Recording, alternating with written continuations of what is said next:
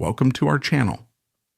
Today we're exploring the extraordinary life and career of Deniece Williams, a powerhouse vocalist known for her stunning range, iconic hits like Let's Hear It for the Boy, and her inspiring journey through gospel and R&B music.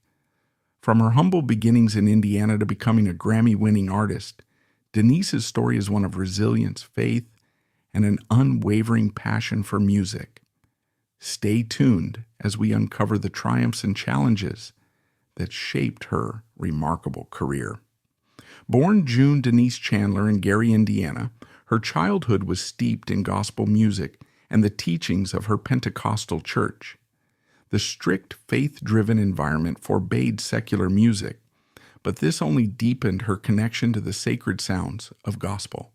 Williams' early exposure to church choirs nurtured her vocal abilities, allowing her to develop the rich, emotive style that would later define her career.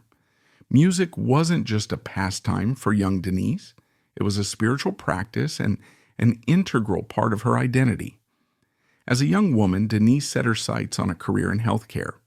She enrolled at Morgan State University in Baltimore, Maryland, with ambitions of becoming a registered nurse and anesthesiologist.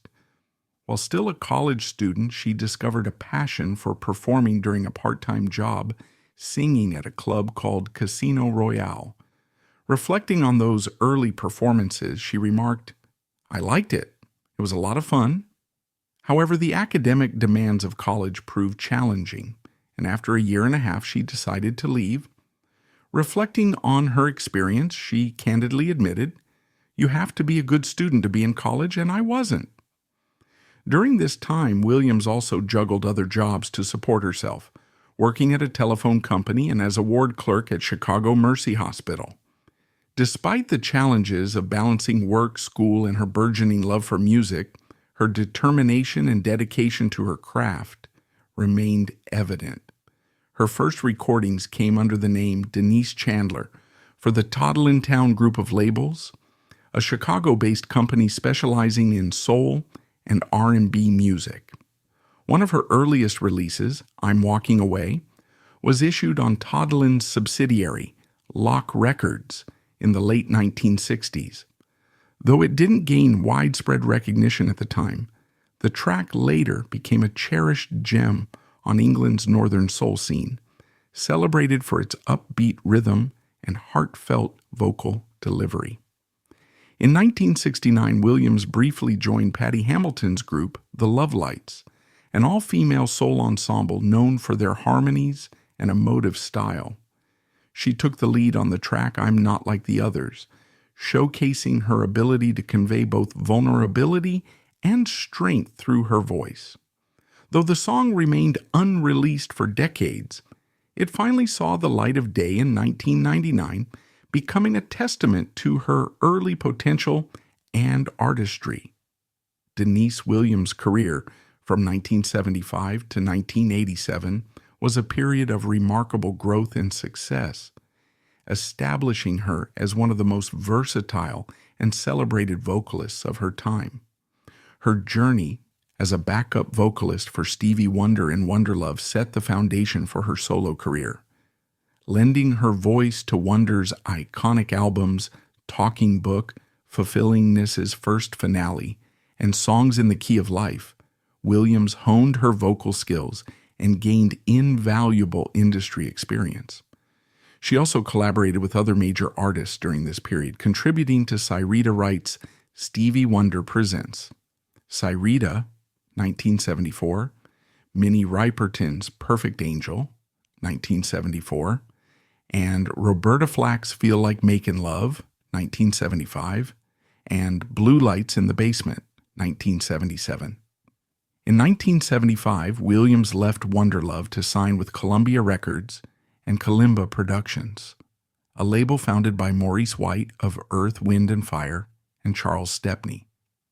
This partnership resulted in her debut album, This Is Niecy, released in August 1976. Produced by White and Stepney, the album became a commercial success, peaking at number 1, 3 on the top R&B hip-hop albums chart, and number 33 on the Billboard 200. Certified gold in the United States and silver in the UK, the album cemented her place in the industry. The standout track Free achieved international acclaim, topping the UK singles chart and reaching number 1. 2 on the Billboard Hot R&B Songs chart, and number 25 on the Hot 100. Another single, That's What Friends Are For, reached number 8 on the UK singles chart, further showcasing her global appeal.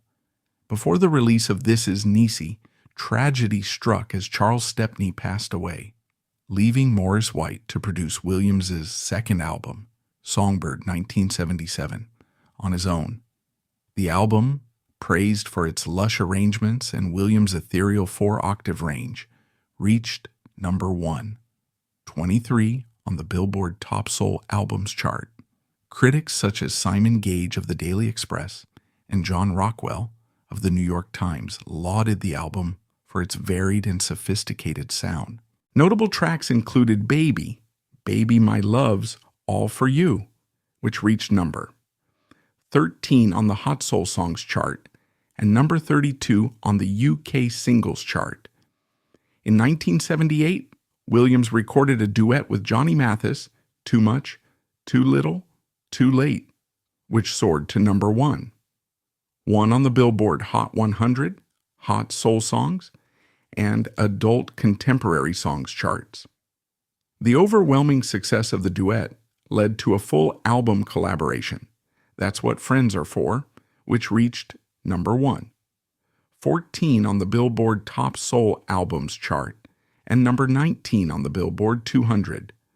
Critics praised the chemistry between Williams and Mathis, with Dennis Hunt of the Los Angeles Times noting how the duets revitalized Mathis's career and expanded his reach in the R&B market. Their cover of Marvin Gaye and Tammy Terrell's You're All I Need to Get By became a standout track, peaking at number 1. 10 on the Hot Soul Singles chart, the album was certified gold by the RIAA, cementing their collaboration as a milestone in both artists' careers. Williams' fourth studio album, When Love Comes Calling, 1979, released under Maurice White's ARC Records, showcased her expressive voice and ability to adapt to evolving musical trends. A track from the album, I've Got the Next Dance, topped the Billboard Dance Club Play chart, demonstrating her crossover appeal. In 1981, she released My Melody, produced by Tom Bell, a pioneer of the Philadelphia soul sound. The album received critical acclaim for its elegant production and Williams's emotional depth. Tracks like Silly resonated with audiences, with the single reaching number 1. 11 on the Hot Soul Songs chart.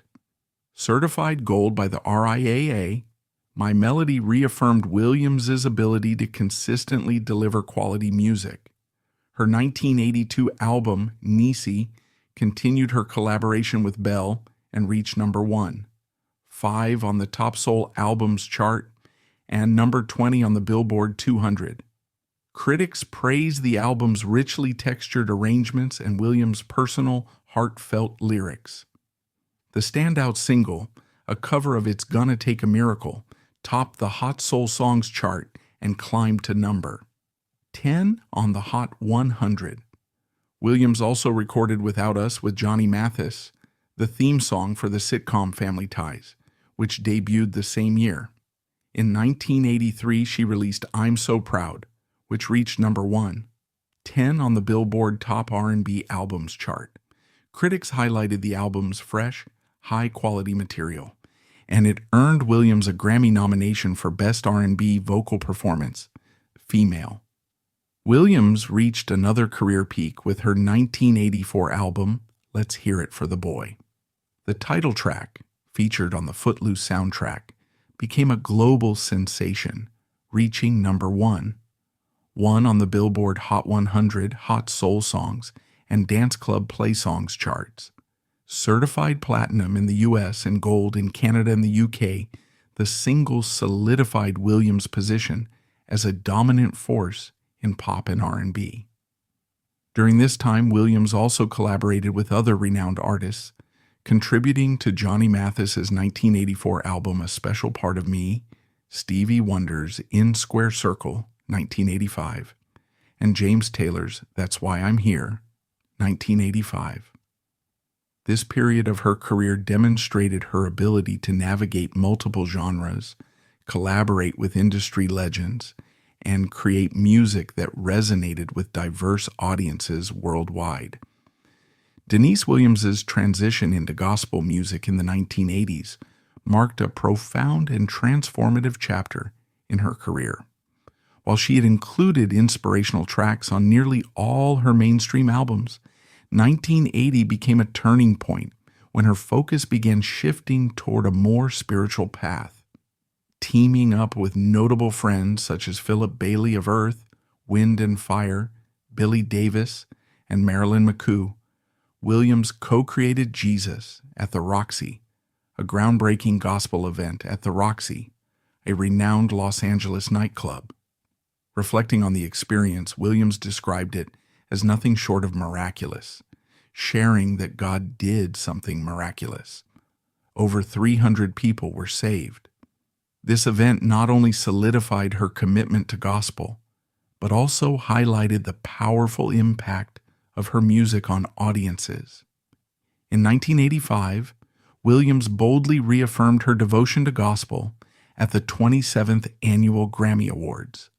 Despite her record company's expectations for her to perform her chart-topping pop hit, Let's Hear It for the Boy, she instead delivered an a cappella rendition of her 1977 gospel composition, God is Amazing.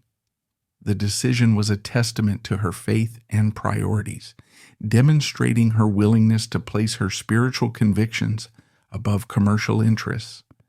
Williams' first dedicated gospel studio album, So Glad I Know, was released in 1986 under Sparrow Records. The album achieved considerable success, reaching number 1, 6 on the Billboard Top Christian Album chart. Critics and fans alike praised its heartfelt and soul-stirring tracks, and the album earned Williams a Grammy nomination for Best Gospel Performance Female. Her work in gospel music brought her critical acclaim and numerous accolades. The duet They Say, performed with Sandy Patty, earned her the Grammy Award for Best Gospel Vocal Performance by a Duo or Group, Choir, or Chorus. Another track, I Surrender All, won the Grammy for Best Soul Gospel Performance Female. These awards not only validated her artistic pivot, but also solidified her place as a significant figure in the gospel genre.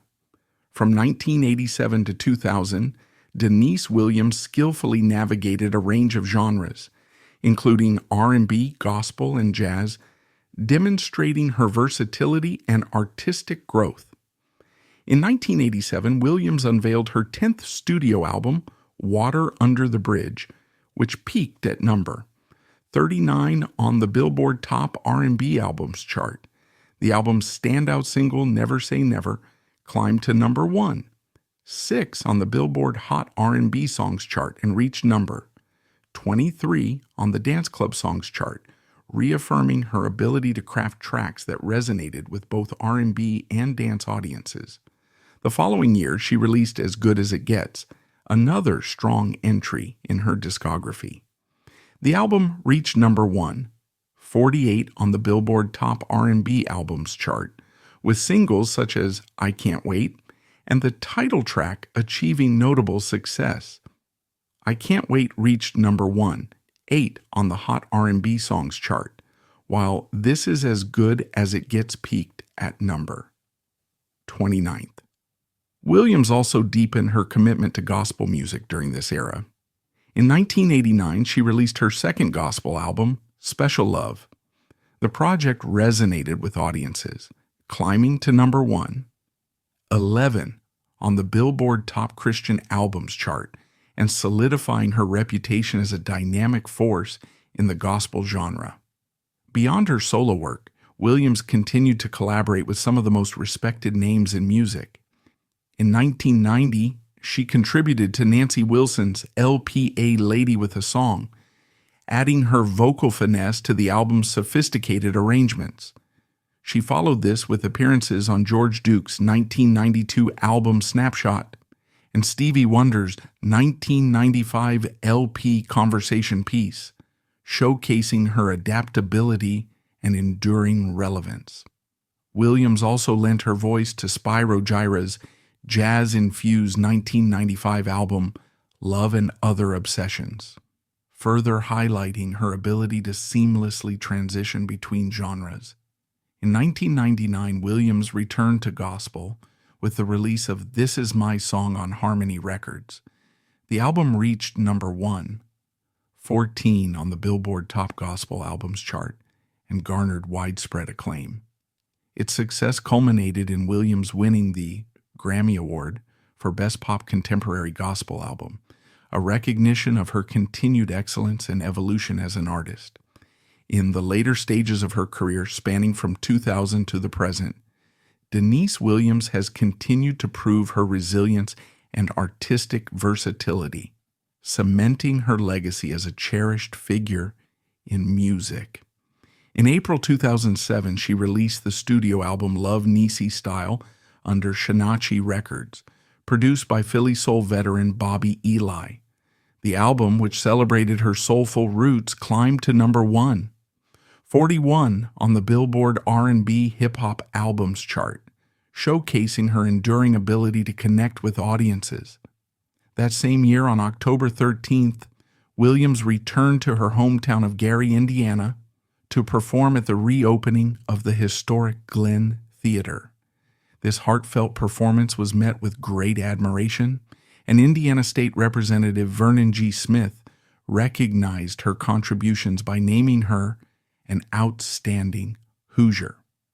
Shortly after, Williams released the single Grateful, the rededication alongside Wanda Vaughn of The Emotions and Sherry Brown. The track reached number 1, 40 on the Billboard Adult R&B Songs chart, proving her ongoing relevance in contemporary music. In April 2008, Williams announced an ambitious proposal to create the Kids of Promise Co-P program in Gary, Indiana. She envisioned a center dedicated to nurturing young talent through education and performing arts programs, a reflection of her deep commitment to inspiring future generations. Williams continued to captivate audiences with her live performances, including a memorable duet with Monica at the 2010 BET Awards, where they performed her classic hit Silly. In June 2011, she was featured on Unsung, TV One's musical biography series, which delved into her remarkable life and career. That same year, she collaborated with Cliff Richard on his album Soulicious, further solidifying her status as a sought-after collaborator. In the fall of 2020, Williams returned with a new single, When You Love Somebody, followed by the release of an EP titled Gemini in 2021. Her contributions to music were formally celebrated on June 30th, 2021, when she was inducted as one of the first ever honorees into the Women Songwriters Hall of Fame. This recognition highlighted not only her vocal prowess, but also her skill as a songwriter. 2 years later, on May 16, 2023, she received the keys to the city of Kingston, Jamaica, honoring her impact on the global music scene. Beyond her musical achievements, Williams has ventured into film and television. She appeared in the 2004 holiday movie Christmas Child, and in December 2005, participated in the reality dating show Eliminate during its Celebrity Week. These appearances underscored her ability to connect with audiences across mediums. Her first marriage to her middle school sweetheart Kendrick Williams began in 1971. The couple had 2 sons, Kendrick Jr., born in 1972, and Kevin, born in 1973. During this time, Deniece relocated to California in pursuit of her musical ambitions. California represented a major turning point in her life as she transitioned from modest beginnings to collaborations with industry legends like Stevie Wonder. Despite their eventual separation in 1975, she retained her first husband's surname professionally, solidifying Deniece Williams as an iconic name in the music world. In 1981, Deniece entered her second marriage with actor and minister Christopher Joy. Their union, though brief, highlighted the complexities of navigating personal relationships amid the pressures of a high-profile career. The couple separated in August 1982 and finalized their divorce later that year. Her third marriage to Brad Westering spanned 7 years from 1986 to 1993. During this marriage, the couple welcomed 2 sons, Forrest, born in 1988, and Logan. This era was marked by both personal growth and professional evolution, as Deniece expanded her musical horizons into gospel, while balancing the responsibilities of motherhood. Brad Westering, a businessman and entertainment executive, was supportive of her career during their time together, offering a sense of partnership as Deniece transitioned into new phases of her artistry. Throughout her life, Deniece Williams has been vocal about the central role her children have played in keeping her grounded. She has often described motherhood as her most fulfilling role, emphasizing the joy she derives from watching her sons grow and succeed in their own lives. Despite the ups and downs of her personal relationships, her focus has always been on creating a loving and supportive environment for her family. June Deniece Williams is a celebrated American singer whose extraordinary talent has left an indelible mark on soul, gospel, and R&B music. Described by the BBC as one of the great soul voices, Williams is revered for her ability to blend emotional depth with technical mastery. Her career has been defined by timeless hits such as Free, Silly, It's Gonna Take a Miracle, and the chart-topping singles Let's Hear It for the Boy, and Too Much, Too Little, Too Late, the latter a duet with Johnny Mathis. These songs not only showcased her vocal prowess, but also solidified her as a dominant force in music. Williams has received widespread recognition for her achievements, earning 4 Grammy Awards out of an impressive 12 nominations. Her collaborations with Johnny Mathis further highlighted her versatility, with their rendition of Without Us, the theme song for the hit sitcom Family Ties, becoming another memorable milestone in her illustrious career. A significant aspect of Deniece Williams's appeal lies in her extraordinary vocal abilities. With a 4-octave range and a distinctive soprano voice, her vocal prowess is frequently compared to that of her musical peer, Minnie Riperton. The New York Times once praised Williams for delivering a spectacular vocal display during a performance, noting how her penetrating feline soprano soared effortlessly to E-flat above high C, while executing intricate vocal acrobatics. Her ability to manipulate vowel sounds and stretch them into complex, prolonged vocal runs further distinguished her artistry. Music scholar Mark Anthony Neal has drawn parallels between Williams's voice and that of Riperton, noting their shared skill in delivering breathtaking vocal agility. Neal highlighted this connection while discussing the artistry of contemporary singer Jill Scott, who similarly channels the influence of Williams' Songbird style.